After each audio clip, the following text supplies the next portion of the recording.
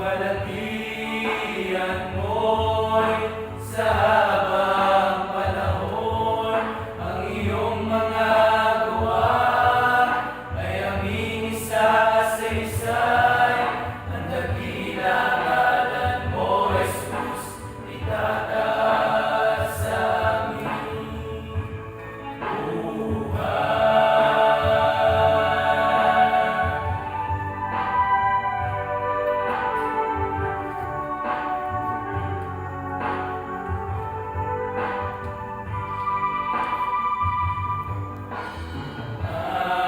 Aming Diyos, sa'yo umaawi, kami sumasamba sa diwa ng iyong kabanalan. Iaalay sa iyo'y buong karangalan, ang lahat ng kapurihan sa'yo nakalaan. Pupurihin ka, Panginoon, kalwalhatian mo'y sa habang panahon, ang iyong mga gawa ay aming isa-isa-isay. Ang dakilang ngalan mo, Jesus, itataas sa aming buhay. Pupurihin ka, Panginoon, kalwalhatian mo'y sa habang panahon, ang iyong mga gawa ay aming isa-isa-isay. Ang dakilang ngalan mo, Jesus, itataas sa aming buhay. Ang dakilang ngalan mo, Jesus, itataas sa aming buhay.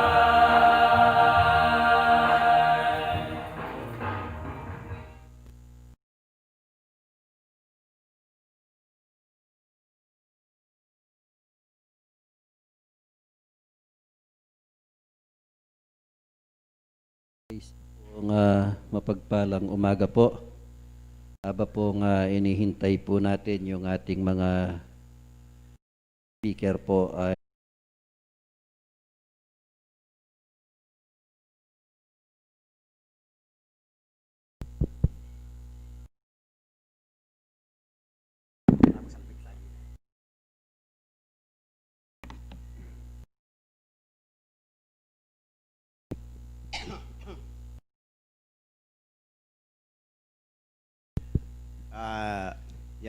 magandang umaga po. Ating ay linabutan po ako ng malakas na ulan sa daan. Tumilong muna ako doon sa ilalim ng tulay doon.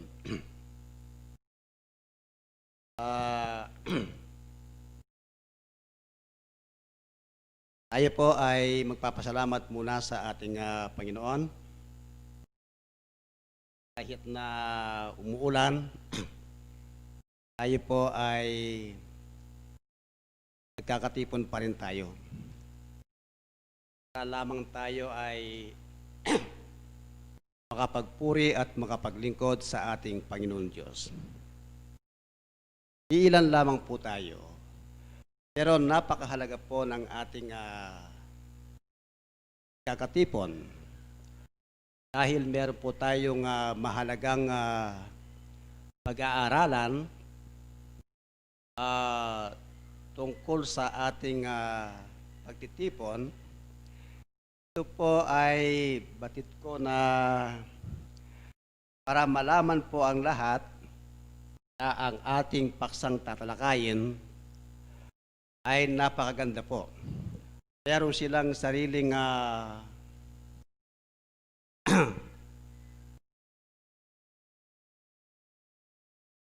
pagkakilala o pagpapahayag sa ating paksa, sapagkat ang paksa natin, ganito ang kanyang sinasabi, lahat ng tao ay pantay-pantay.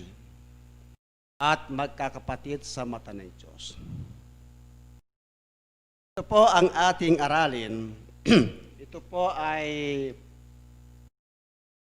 ipakikilala ko sa inyo tungkol sa salita ng Diyos na nakasulat sa Biblia. Kung totoo na ang lahat ng mga tao ay pantay-pantay. At totoo rin ba na ang lahat ng mga tao ay magkakapatid sa mata ng Diyos? Kasi may ibinigay na mga referensya. Ito pa yung tamang referensya niya. Tingnan nga natin yung Roma 2:5.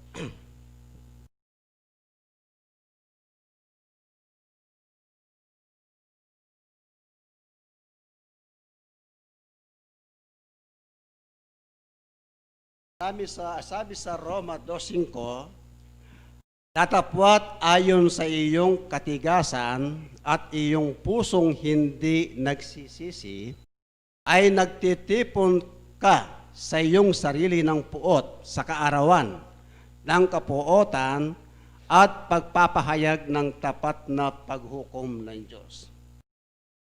Ang sabi ni Apostol Pablo, dahil sa iyong katigasan ng iyong pusong hindi nagsisisi, mayroon palang mga taong matigas ang puso na ayaw magsisi, ayaw magbalik loob sa ating Panginoon.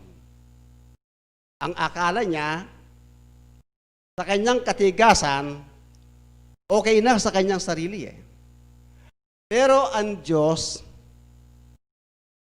ang ibig niya, lahat ng mga tao ay maligtas. Ibig sabihin, ang Diyos po ay hindi nagtatangi ng tao. Hindi namimili ng tao. Mayaman ka man, mahirap ka, ang tingin ng Diyos sa tao, mahirap at mayaman ay pantay. Nangangahulugan, ang salitang pantay-pantay ang lahat ng tao sa mata ng Diyos, ang aking sagot, oo, yes.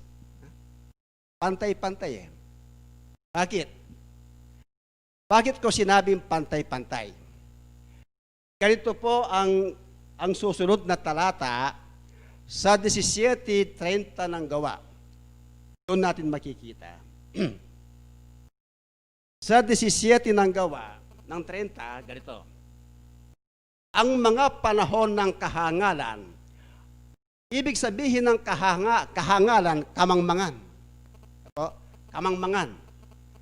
Ang mga panahon ng kahangalan ay pinalipas na nga ng Diyos. Datapwat, ngayon ipinag-uutos niya sa mga tao na mangagsisi silang lahat sa lahat ng dako. Nagtatangi pa ang Diyos? Hindi po. Sapagkat ang ibig niya, ang lahat ng tao ay magsipagsisi. Binibigyan niyang chance ang taong makasalanan. Nais niya magbalik loob siya. Kasi katunayan, ang sabi ni Apostol Pablo, siya ang may ibig na ang lahat ay mga ligtas. 2:4 ng unang Timoteo.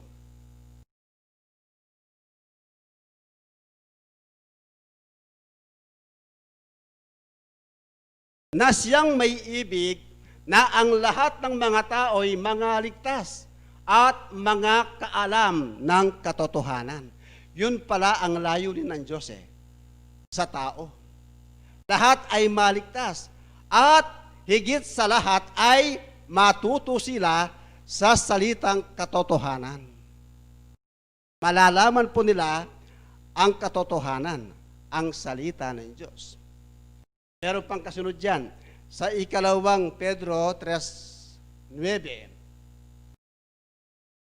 sinasabi ay ganito, hindi mapagpaliban ang Panginoon tungkol sa kanyang pangako, na gaya ng pagpapalibang ipinalalagay ng iba, kundi mapagpainuhod sa inyo na hindi niya ibig na sinuman ay mapahamak kundi ang lahat ay magsipagsisi.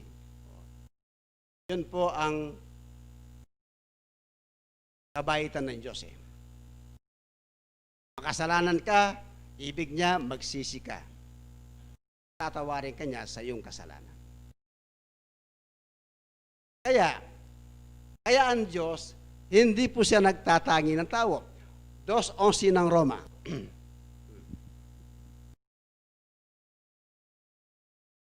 Yan. Sapagkat ang Diyos ay hindi nagtatangi ng mga tao. Hindi tulad ng tao eh. Ang tao po nagtatangi yan. Meron siyang favoritism. Pero ang Diyos, wala siyang favoritism. Pantay-pantay ang kanyang tingin sa tao. Pantay-pantay eh. Ngayon, kung ang taong makasalanan, kasi ganun yun eh. Halimbawa, nagkasala ang isang magulang, meron siyang mga anak. Ang nagkasala ang magulang, pero sa kanyang ginawang kasalanan, hindi naman pwedeng maapektuhan ang kanyang mga anak. Kasi siyang gumawa ng kasalanan eh. Ang kanyang mga anak hindi naman gumawa ng kasalanan eh.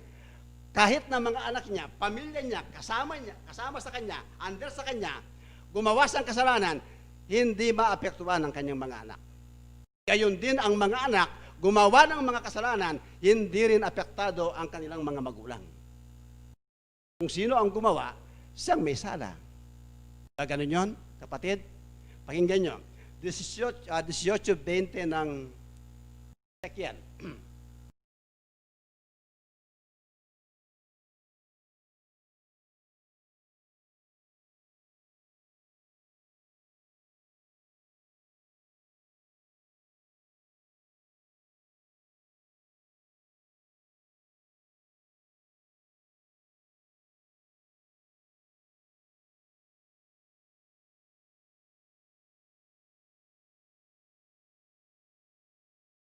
Ezekiel 18:20.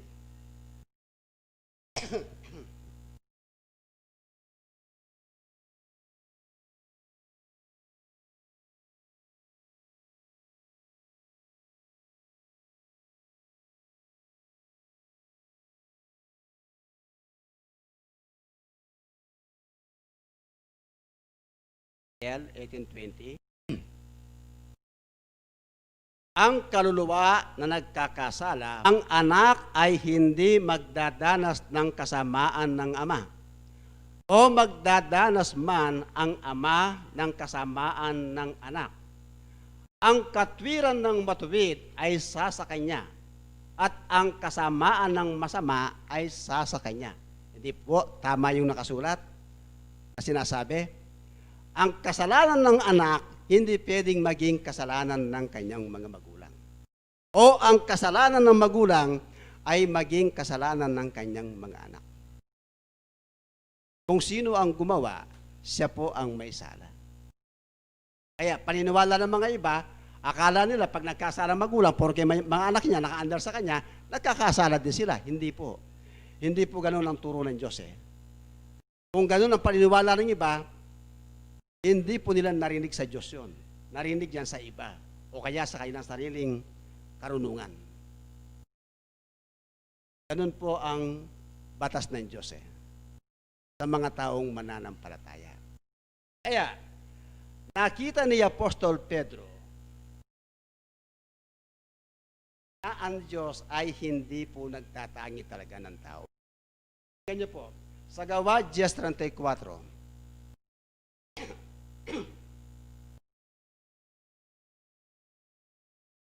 at binuka ni Pedro ang kanyang bibig at sinabi, tunay ngang natatalastas ko na hindi nagtatangi ang Diyos ng mga tao. Kahit saan mo puntaan sa ibang talata, ang Diyos ay hindi nagtatangi. Punta ka sa Lumang Tipan, punta ka sa Bagong Tipan, ang Diyos ay hindi nagtatangi. Walang sinasabing nagtatangi ang Diyos eh. Walang sinasabing ganun eh.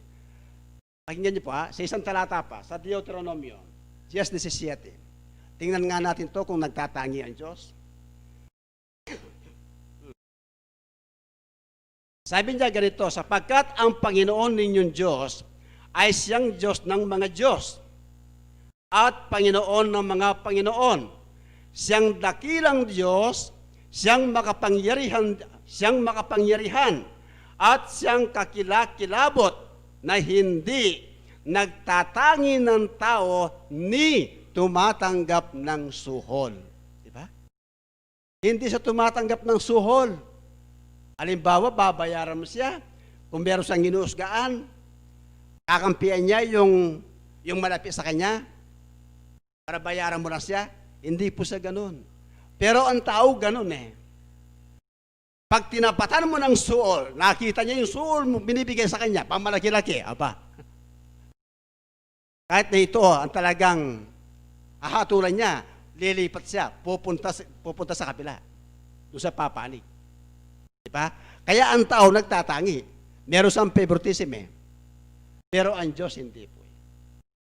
Nakita nyo, nasa Biblia, ang kanyang sinasabi. Bakit po? Pantay-pantay ang kanyang tingin. Bakit po pantay-pantay ang kanyang tingin sa mga tao? Kasi ang gawa po ng taong matuwid, nakikita niya. Kung nakikita niya ang gawa ng isang taong matuwid, ang gawa rin ng isang taong masama ay nakikita niya rin. Nakikita niya rin eh. Pareho niyang nakikita ang ginagawa ng dalawang taong ito. Pakinggan niyo po. Sa 15:3 ng Kawikaan.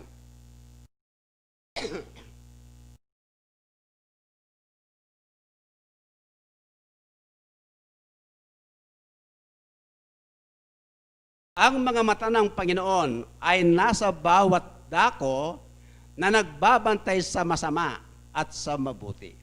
Ang mata ng Diyos nakatingin, nagbabantay sa taong matuwid at sa isang taong masama. Kaya sabi ko po kanina, Diyos po ang may ibig na maligtas po ang lahat Wala siyang ayaw na hindi maligtas Ang gusto niya lahat ng mga tao maligtas. Ngayon, kung ang Diyos ibig niya, lahat ng mga tao ay maligtas, totoo ba ito? Kailangan lahat ng tao maligtas, walang hindi maligtas. Yan po tayo papasok Pero sa kanyang kasulatan, hindi lahat ng tao ay pwedeng maligtas Yun lang talagang taong nagbabalik loob sa kanya. Sila lang ang pwedeng maligtas Kung halimbawa masama ka, ayaw magbalik loob sa Diyos, paano ka maligtas? Patuloy mong ginagawa ang kasamaan, ayaw ng Diyos yun.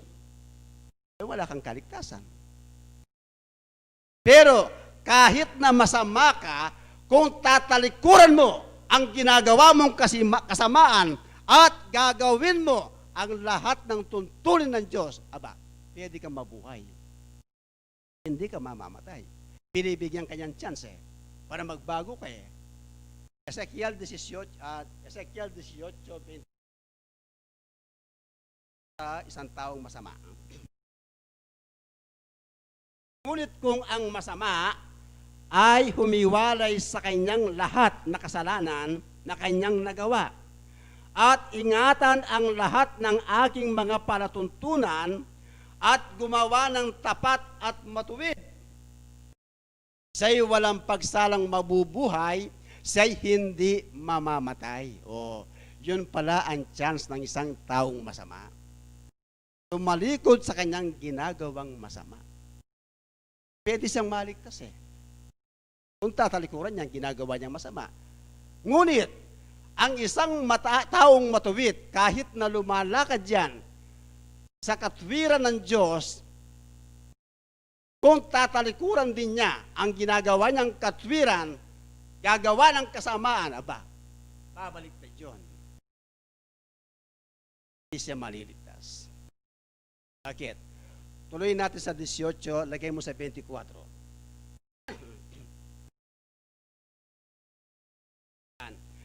Ngunit pagka ang matuwid ay humiwalay sa kanyang katwiran at gumagawa ng kasamaan at gumagawa ng ayon sa lahat na kasuklam-suklam na ginagawa, ng masamang tao, mabubuhay baga siya? Tanong, walang alalahanin sa kanyang mga matuwid na gawa, na kanyang ginawa, sa kanyang pagsalangsang, na kanyang isinalangsang, at sa kanyang kasalanan na kanyang ipinagkasala, sa mga yaon ay mamamatay siya.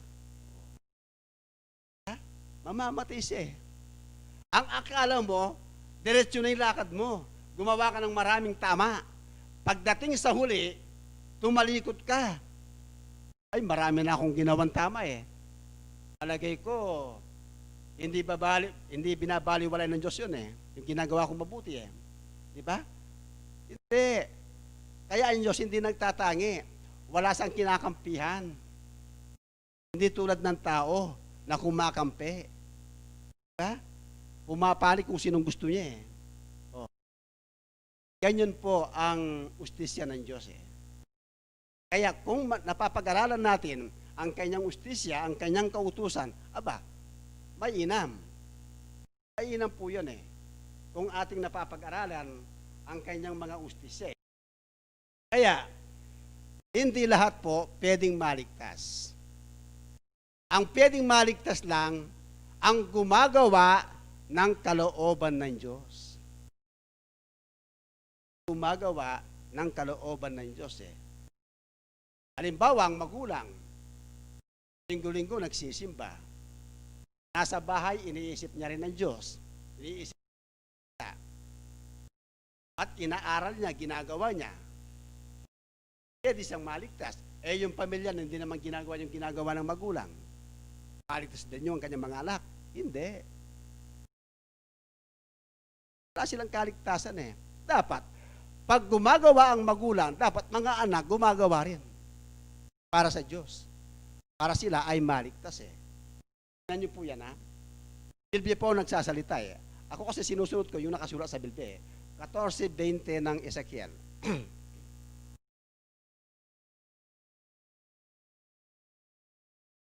Pagaman si Noe, si Daniel at si Ob ay nangandoon. Buhay ako, sabi ng Panginoong Diyos, hindi sila mga liligtas ng mga anak na lalaki o babae man. Hindi sila mga liligtas ng mga anak na lalaki o babae man. No. Hindi pa nila magagawa eh, na iligtas ang kanilang mga anak eh. Di ba? Ang kanila lamang ililigtas ay ang kanilang sariling kaluluwa sa pamamagitan ng kanilang katwiran. O yun. Pwede kang maligtas sa paggawa mong katwiran ng Diyos. Pero ang pamilya mo hindi ginagawa tulad ng ginagawa mo, aba, wala sila. Hindi sila kasama doon. Kailangan gagawa din sila. Ngayon,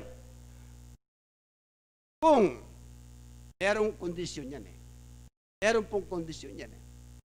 Kahit na ang mga pamilya mo, hindi mo kasama na sa isang pagkakatipon nito, at nawala sila, kung pagdating mo sa bahay, kung inaaralan mo ang iyong mga anak, kung sila'y makikinig sa iyong mga sinasabing aral, aba, kahit nawala sila dito, may kabahagi sila sa kaligtasan. Meron silang kabahagi sa kaligtasan. Kung sila'y makikinig sa iyong inaaral sa kanila. 4:16 ng unang Timoteo.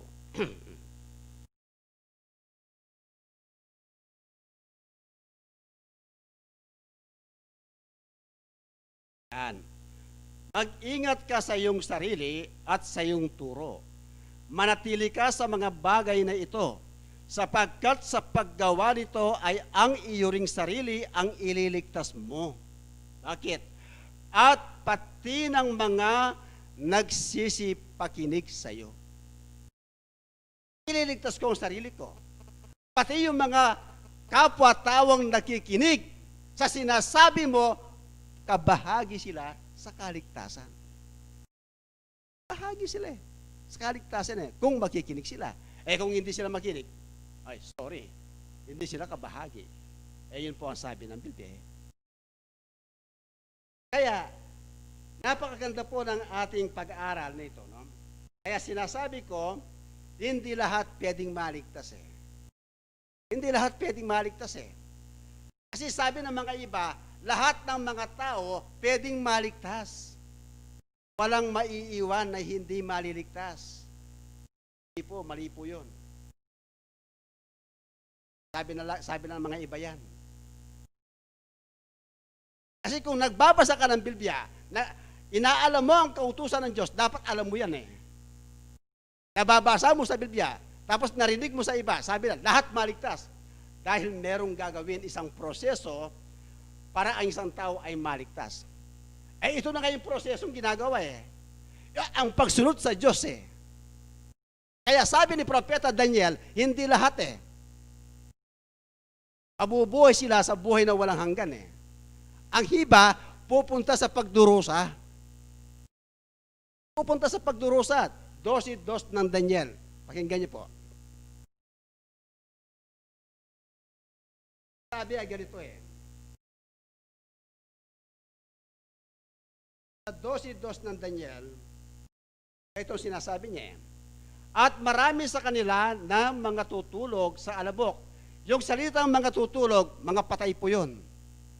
Marami sa kanila na nakatutulog sa alabok ng lupa ay mga gigising.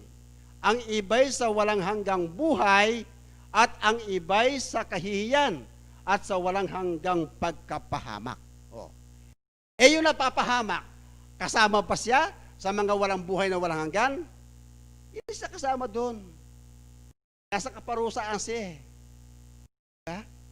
Nasa kaparusaan siya.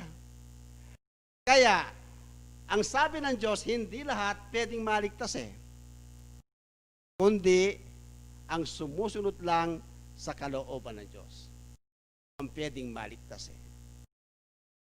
Kaya, sa paghatol ng Diyos, ang inahatulan niya, ang ating ginagawa sa lupa. Kung matuwid ang ating ginagawa o masama ang ating ginagawa. Siya po ang hatol eh. Ano ang hatulan niya? Ayon sa ating ginawa. Ayon sa ginawa. Kung anong ginawa mo dito. Kung ikay nabubuhay pa sa mundo. 22:12 ng Apokalipsis.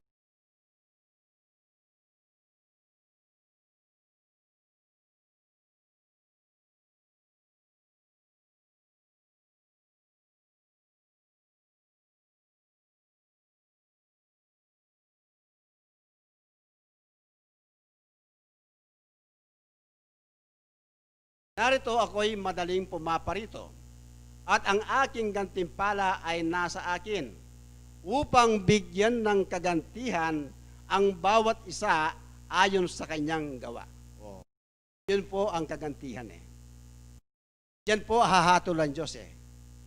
Ngayon, kung halimbawa, nabubuhay ka sa mundo, namatay ka bigla,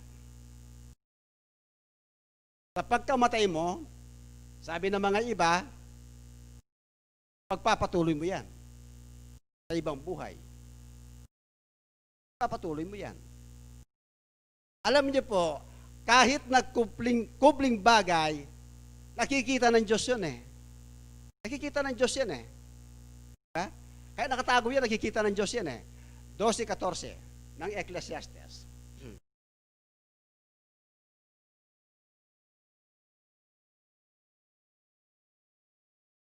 Yan. Sapagkat dadalhin ng Diyos ang bawat gawa sa kahatulan. O, dadalhin ng Diyos ang bawat gawa sa kahatulan, pati ng bawat kubling bagay, maging ito'y mabuti o maging ito'y masama. O, kahatulan ka eh. Namatay kang masamang tao, sa pagkamatay mo, sa pagkamasama mo, doon ka hahatulan ng Diyos. Ay hindi ka nakapagsisi eh. Paano ka makapagsisi?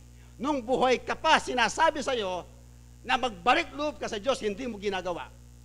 Anong sabi ni Apostol Pablo? Pinapatigas ang inyong puso. Ayaw ninyong magsisi.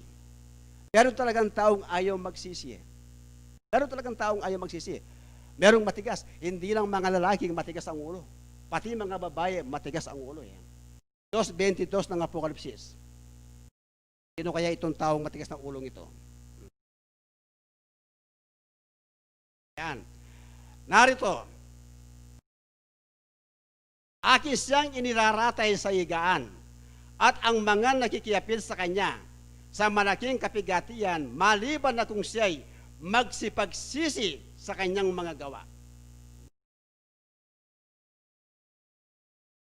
May isang taong ayaw talagang magsisi sa kanyang sarili. Kahit ano pang sabihin mong para magbago siya, ayaw niya talaga, ayaw niyang tumanggap eh. Merong taong ganon. Kaya kapatid, itong pag-aaral natin sa salita ng Diyos na sa salitang pantay-pantay, ang tingin po ng Diyos dito, pantay-pantay sa tao. Hindi siya nagtatangi ng tao. Pagdating dito, pantay-pantay tayo sa Kanya. Pero ang tao, kung tao ang tumingin, hindi pantay. Kasi favoritismo siya eh. Tao eh. Di ba? Pakinggan nyo. Sa 2:1 na Santiago.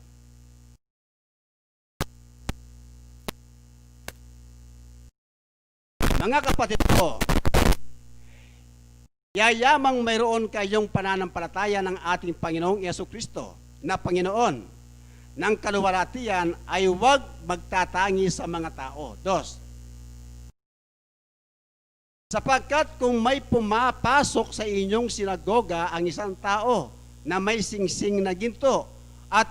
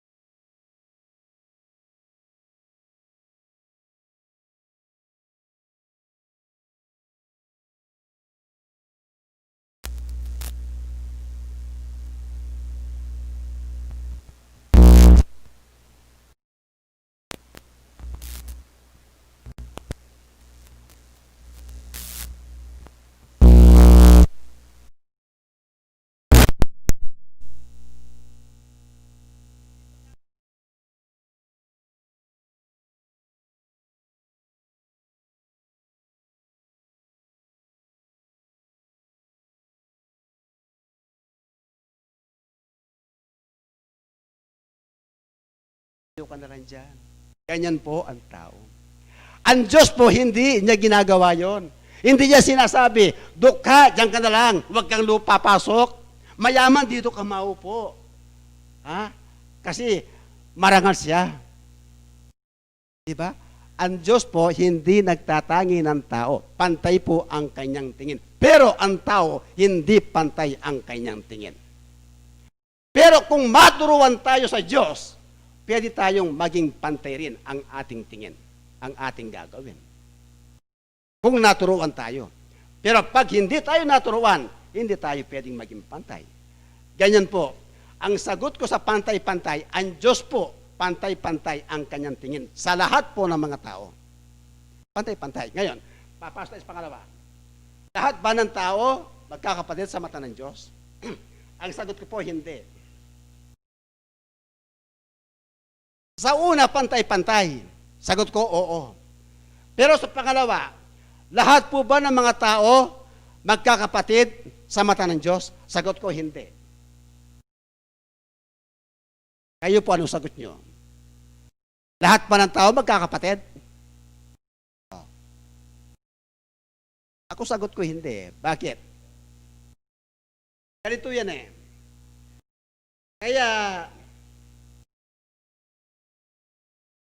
Kaya nasabi kong hindi magkakapatid kasi ang Diyos kasi banal. Ang Diyos na banal, pagkatapos meron siyang pinapaging banal. Meron siyang pinapaging banal. Ang Diyos eh. Pakinggan niyo po, sa 2:11 ng Hebreos, ito ang kanyang sinasabi.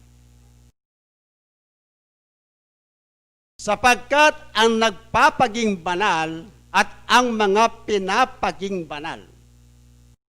Nakukuha niyo po? Sapagkat ang nagpapaging banal, ang Diyos po. At ang pinapaging banal, ang taong hindi banal. Ang Diyos ay banal, gusto niya maging banal ang isang tao. Ay pawang sa isa na dahil dito'y hindi siya nahihiyang tawagin silang mga kapatid. Oh. Ang Diyos banal, pinapaging banal tayo. Kayong pinapaging banal tayo, hindi tayo nahihiyang tawagin na tayo'y mga kapatid. Tayo sa kongregasyon na ito, dahil isa tayo kay Kristo, tayo ay magkakapatid. Ha? Tayo ngayon ay magkakapatid. Bakit? Kasi magkasambahay tayo eh. Kaya tayo magkakapatid eh. Pag hindi mo kasambahay, hindi mo siya kapatid. Ang kasambahay mo lang, ang kapatid mo. Ha? Says Jess ng Galacia. Para maintindihan po natin, ha?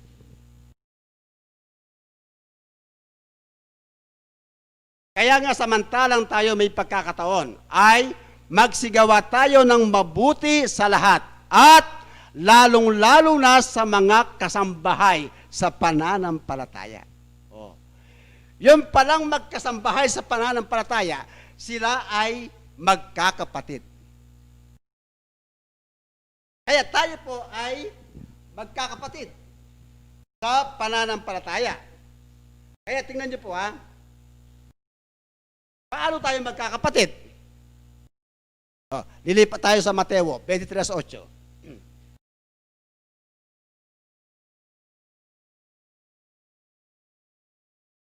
Yan. Datapwat kayo'y huwag patawag na rabi. Ang salitang rabi, ibig sabihin guro. Apo?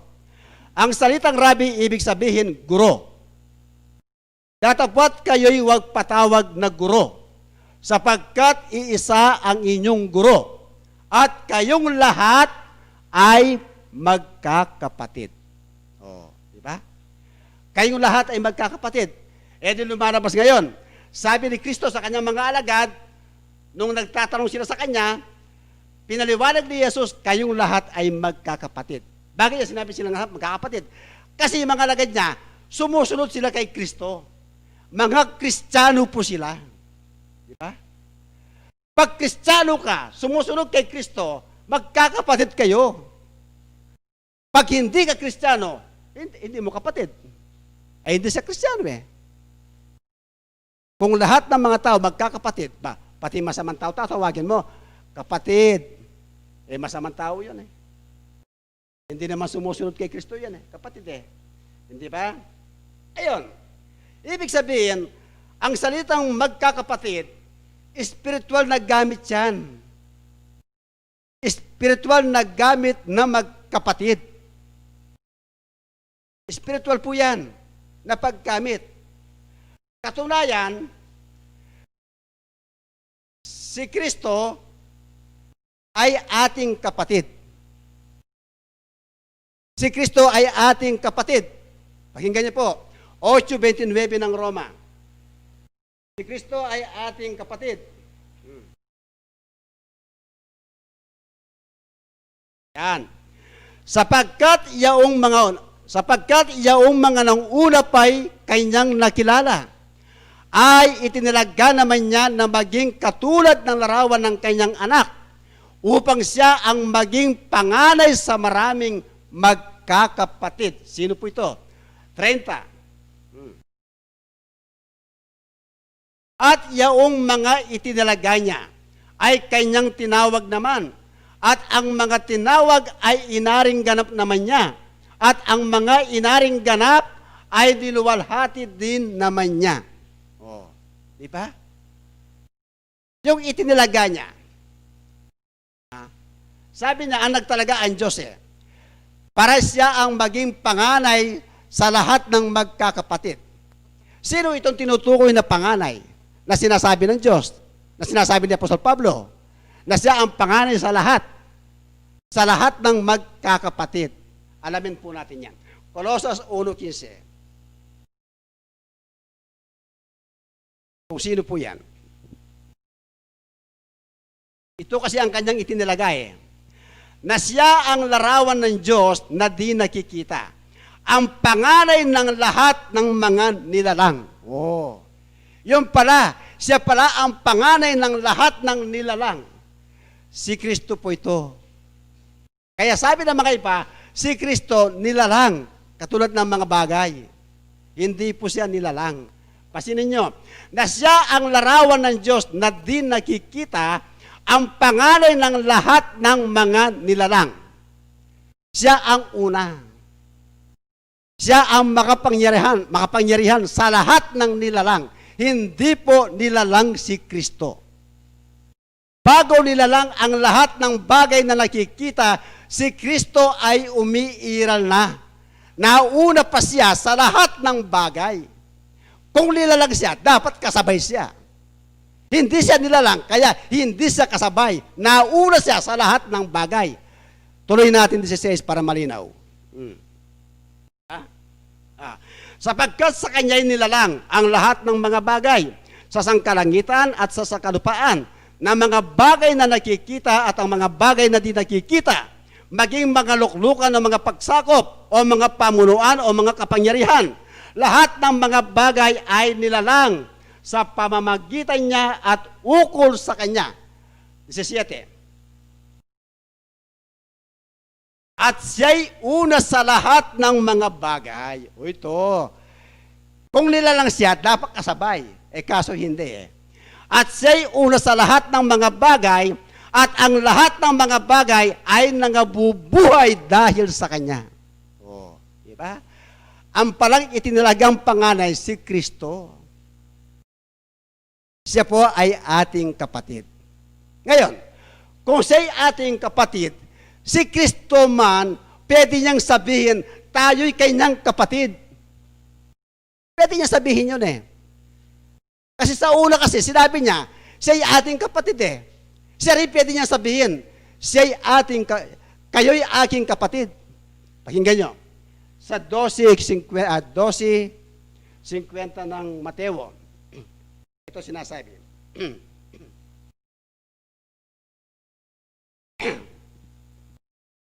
Sapagkat sino mang gumaganap ng kalooban ng aking Ama na nasa langit, ay siyang aking kapatid na lalaki at aking kapatid na babae at ina. Oh. Sino nagsasalita? Si Jesus. Sabi ni Jesus, sapagkat sino mang gumaganap ng kalooban ng aking Ama na nasa langit, ay siyang aking kapatid na lalaki at kapatid na babae at ina. Yung palang sumusunod sa kalooban ng Diyos na nasa langit, siya pala ang kanyang kapatid. Kaya si Kristo, kapatid natin, si Kristo, kapatid niya tayo. Malinaw? Magkapatid . Natutuklasan po natin sa Biblia yan. Pakinggan nyo. Kaya, dapat panatiliin sa ating puso ang kanyang mga aral. 48 ng gawa ay awit. Ito sinasabi, 48 ng awit.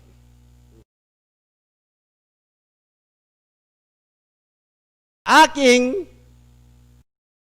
kinaluluguran, sundin ang iyong kalooban, O Diyos ko. Oo, ang iyong kautusan ay nasa loob ng aking puso. Di ba? Sabi niya, ang kalooban ng Diyos, sabi ni Haring David, sundin ko ang iyong kalooban, O Diyos ko. Oo, ang iyong kautusan ay nasa loob ng aking puso. Ang kautusan ng Diyos ay nasa loob ng puso ni Haring David. Dapat tayo ay gayon din. Ganon din. Dapat ang kautusan ng Diyos, ang kalooban ng Diyos ay mapapasa loob ng ating puso. Bakit? Bakit mapapasa loob ng puso? Para maingatan po natin. Kasi kung wala sa puso, hindi mo maingatan . Pero pag nasa puso, pwede mong maingatan. 119, 11. 119 ng Psalms. 119. 11.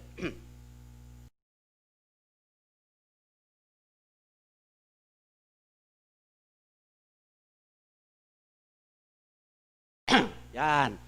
Ang salita mo'y aking iningatan sa aking puso upang wag akong magkasala laban sa iyo. Di ba?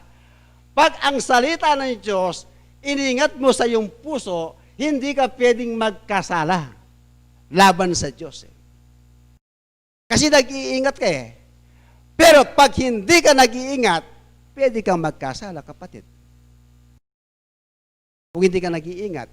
Pero kung nag-iingat ka, pinanganak ka ng Diyos, tanggap mo yon, hindi ka na pwedeng magkasala. Ito po ang aking panghuli. 5:18 ng unang 1. Tandaan po natin ang mga talata. Yan. Nalalaman natin na ang sinumang ipinanganak ng Diyos ay hindi nagkakasala. Datapwat, ang ipinanganak ng Diyos ay nag-iingat sa kanyang sarili at hindi siya ginagalaw ng masama. Pag nag-iingat ka, anumang klaseng kasamaan, hindi kanya gagalawin, kapatid. Kahit na itong virus pang ito na dumating sa ating panahon, mag-ingat lang tayo, hindi tayo gagalawin. Maraming salamat po sa inyong lahat at maraming salamat sa ating Panginoon.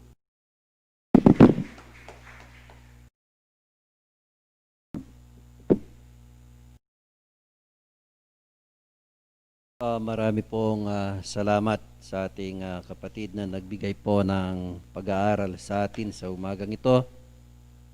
At gayon din po yung ating mga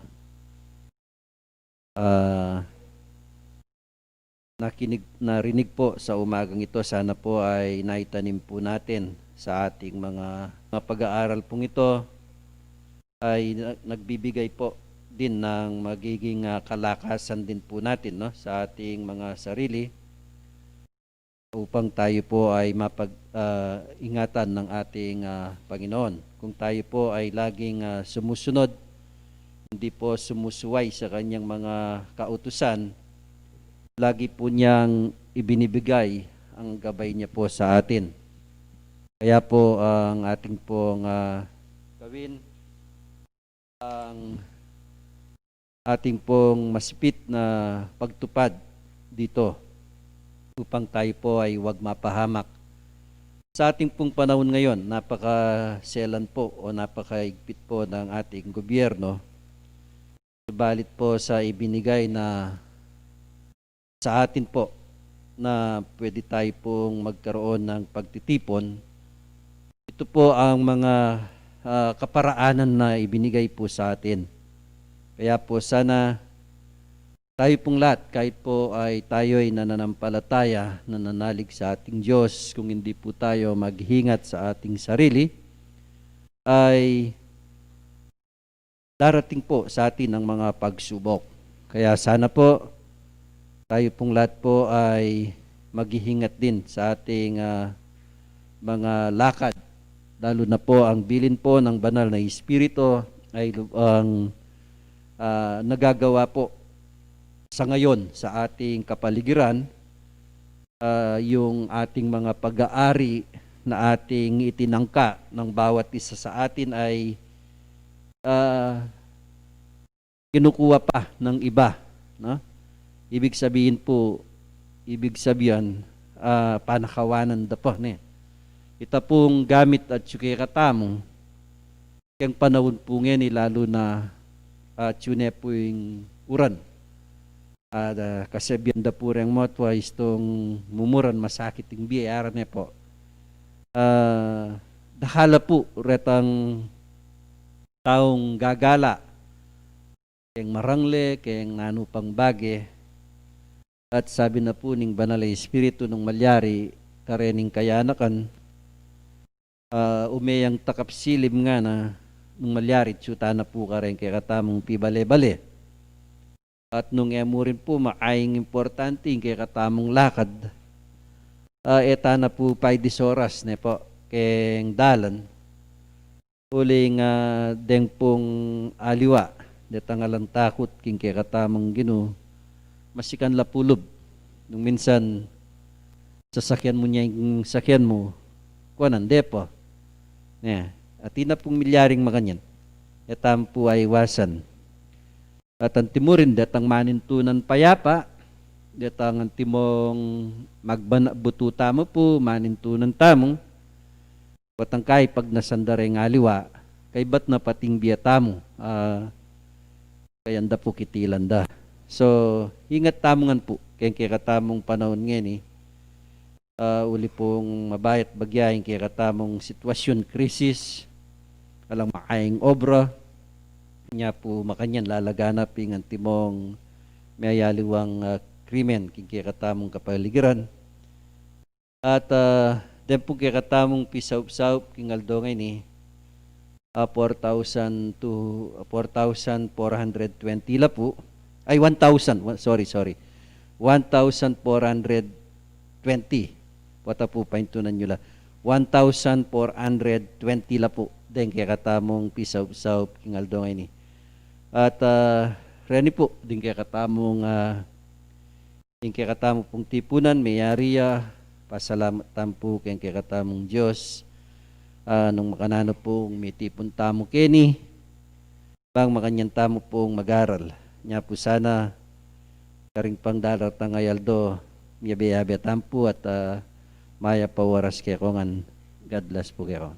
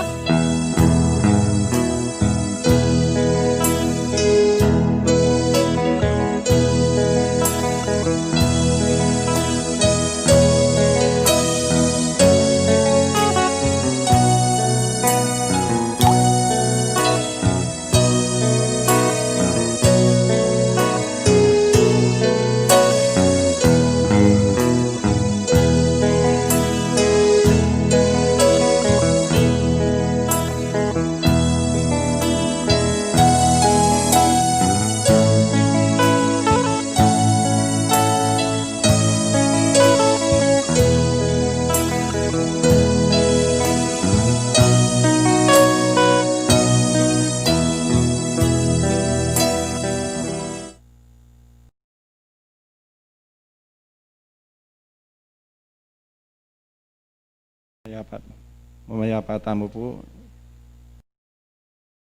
Pangibiyeng metong oras, panalangin kitang metong nga Diyos. Alagod na may strong kaya kaming Ginoo. Alala pong pupus din kaya kayang pasasalamat kaya ka. Kapurian kaya ka Ginoo. Huling lipat na po yung magkulang yung tao. Ginong Diyos yung lugod mo, magkulang kaya kami. Ginoo, patawad po ka rin kaya kayang pamagkulang. Kabalatungan pang kaya kami nga gagawa. Ginoo, salamat po kaya misan pa ay biyemi ing oras. Kapurian da ka, pasalamatan da ka. May kapag-aral kami, karing kaya kang salita, karing kaya kang gawa. Higit, segiwa miya yung lugod, apebandi mo kaya kami. Ginoo, sana makanyan ay palimi ing sablang lugod king metong at metong. At makanyan magsigasig, galo at maminto ka rin banal at tungkulan. Ginoo, tune, kambal na ninintaw yung minsan mga lingwan niya. Dapat inlugod mo sa kilay at wagas, makanyan mo pasagiwan kaya kaming anak mo, yung banal akautusan mo, yung mahal mong kaburian.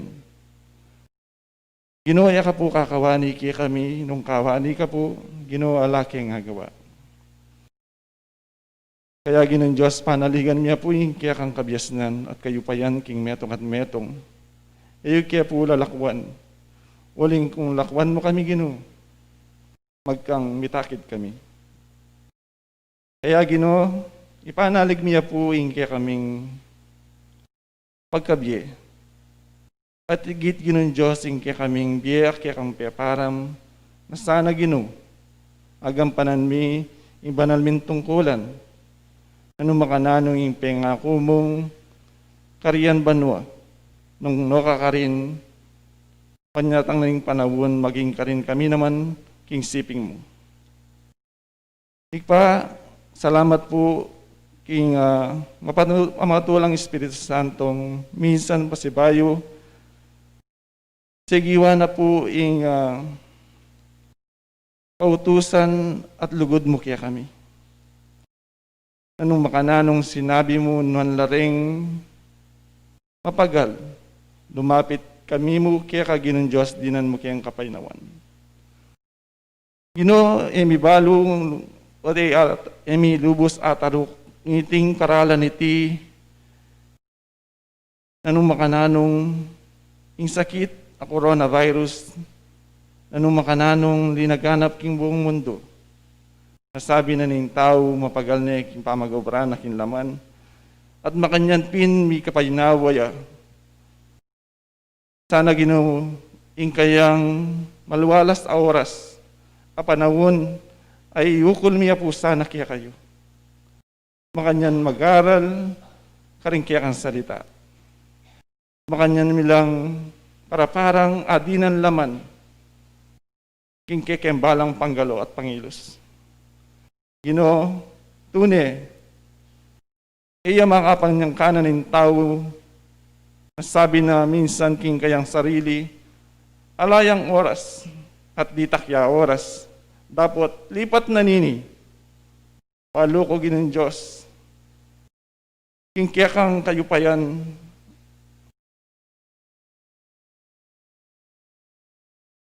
mapalyaring intaw makapangan yang kanan king kayang sarili, king kayang pamanghilos at pamanggalo king aldoldo na layang oras para kaya ka. Kaya Ginoo, sana po ay yukulmi ing sablang oras at panahon matatagan king kekembye king paran kanin banal min tungkulan. Ginoo, alalayan mo kami. Sopan mo kami Ginoo. Huling kung kawani ka, alakya pong agawa, magkang mitakid kami. Salamat po, iman po abot sa laysayan ng kekeng dalangin at samong kaya ka. Makanya ni panalig Gino, rin kaya kaming kapatid, daman-daman. Kaya nga rin Ginong Diyos, na sana aplasan niyo po karing mayupaya yung gamat. Bakit po yung misteryo patutuking biyeda, maingal daw bukas, ay sadda at ay pagpatuloy da yung banal dan tungkulan.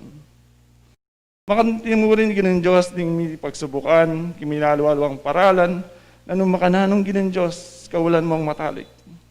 Pero yu po paisip karela, yung dapat nang gawan baingal do bukas, ila po masaklit king yatong mapamirait. Ginoo, ang timurin din kapatid ming magsakripisyo king alawang bansa, Ginoo, ingatan mo lang. Nung makananong lapusan ng kapayapan mi ako, higit kapayapan mi balik, bit-bit in tagumpe, kimbiyeda, maingal do bukas Ginong Diyos ay pagpatuloy do in pamagsilbi at pamanggalo ka ng banal dan tungkulan. Deti mo yung nalangin at samu Ginoo, ipanalig kaya kayong sabla, ika po yung manimuna at talwi, yung kekambye, itindalangin at samu at papuri, ilagyuning pa, ng anak ni Espiritu Santo. Amen.